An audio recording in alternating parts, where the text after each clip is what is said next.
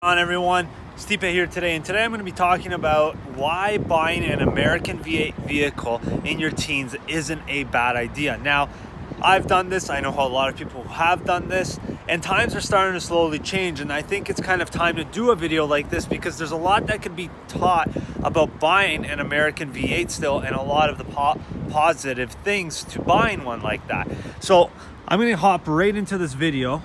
And in front of me today, I mean, obviously I work at a Chrysler store, so I'm going to be talking about well, not really talking about it, but just showing more Chrysler product. But on the end there's obviously a Boss 302, and talking to you guys about why it isn't a bad idea to consider an American V8 car as your first one. Now, before I do get into this video, please make sure you do hit that subscribe button, and as I always say, we'll get right into the video.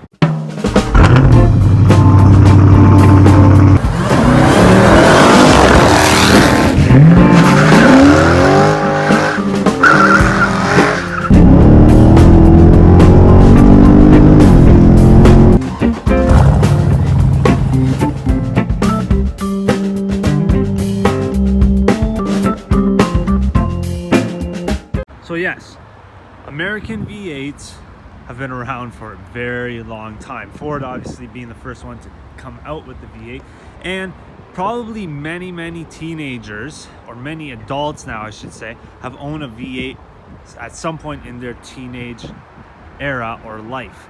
And not even teenage era, it could be even in their early 20s, just as a younger person. And why is this beneficial? Well, there's a couple reasons. American V8s are typically fairly cheap to repair, and they're typically a little more reliable than most motors out there. Another thing that's beneficial to buying an American V8, it is easier to work on. If you're familiar with motors at all and know really just a generic thing about anything about motor swaps, you'll know that the LS engines that GM makes are probably the most common swaps that people do. And the reason why that is it's just because there's so much more of a simplistic engine. It's so much easier to deal with than it is to deal with, let's say, all of these other, German V6s, turboed engines and all of that. It just makes life a whole lot easier when you have a vehicle like that. Another thing that's very important also about V8s, and there's gonna be adults who laugh at this video, but it's you have to remember now you're in an era where this is very popular and it keeps happening, right? Is street credit. And what I mean by that is, if you were to buy, let's say, this truck right here, okay, this is a bad example, this one right here, and this is just a work truck, it's a base truck, and you were to put, and he just put some rims there on it, and you were to put just an exhaust on this truck, or you just cut the mufflers out. Because it's the 5.7 liter Hemi and it's a V8, it would sound incredible. Now, if you were to cut the mufflers off, let's say a GTI Golf or a Honda Civic or a Corolla or a Mazda 3, it sounds annoying, it sounds ignorant, it sounds terrible. And let's be honest, everyone in their teenage years wants a loud, noisy car that sounds awesome. Well, guess what? Those V6s and 4-cylinders just don't cut it. The greatest sounding motors out there are these nice old V8s, and there's just something about them that is pretty awesome. And you can even find trucks like this. You'll find a lot of people do it. You get a regular cab truck, it's a work truck, let's say, you lower it, you put some rims on it and an exhaust. This has got a V8 in it, and it sounds incredible.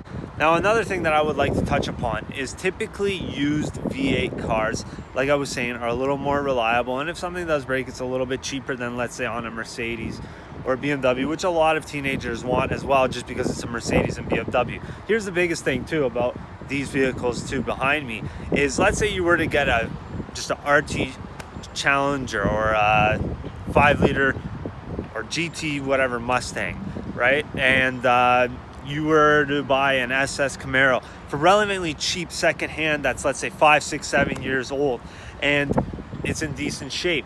The beauty of that vehicle is it'll probably beat out most of the Mercedes and BMWs and Audis that you're looking at, not just in power, but in just potential, in just how much easier it is to invest money into them. Yeah, they'll be around the same price, but chances are these cars are going to be a little bit newer.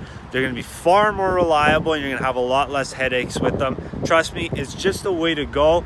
And another thing that it'll teach you about driving and just being a little bit more respectful to vehicles. When you own an American V8 car, you realize what kind of power really feels like. You might have been driving your mom's, I don't know, Santa Fe for the last couple of years until you now saved up enough money to buy something or put a down payment on something, and now you're gonna jump up into a V8. And the thing is even if it's, let's say, a 5.3 Vortec, which a lot of people will say, oh, it's kind of lazy, it's still got that bottom end torque and just that feel. And when you learn how to utilize that, it'll teach you a lot better driving habits. It's very common with what I notice with people who weren't V8 drivers and end up learning to drive on a V8. You just become a way more better driver typically, and you respect the power of the vehicle a whole lot more.